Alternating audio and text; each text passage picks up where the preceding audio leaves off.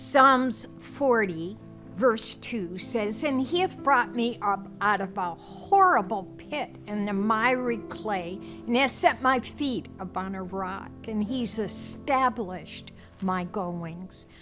That is my favorite verse. If I had to pick one, that's where I would go, that I could proclaim with David that very same thing about my life.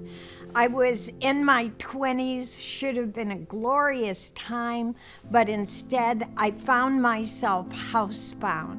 I had withdrawn from society into my home, then withdrew in my home into my bed, and I became an agoraphobic. I didn't even know there was such a thing. All I knew is that fear and anger were ruling my life, and I didn't know how to make it stop. I knew the Lord, but I kept telling him to fix me in the night while I was resting so I could rise up righteous. And he kept giving me counsel through his word that looked too difficult for me to be able to do.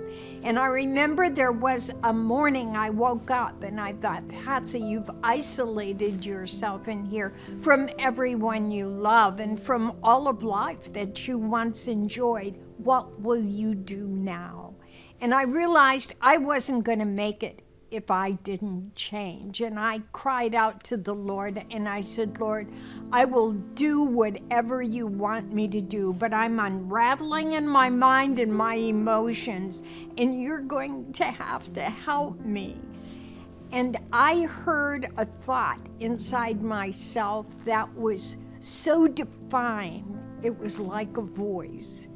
And what I heard was, make your bed. And I thought, make my bed?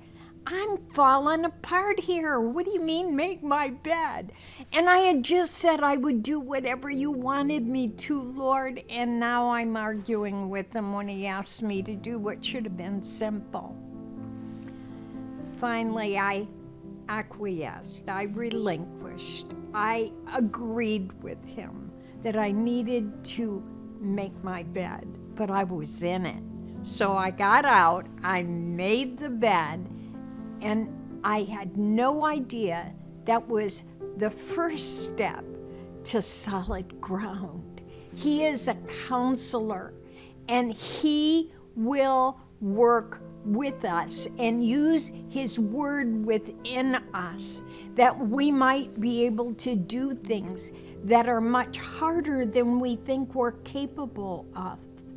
He has brought me up out of a horrible pit and the miry clay, and he has set my feet upon a rock, and he's established my goings.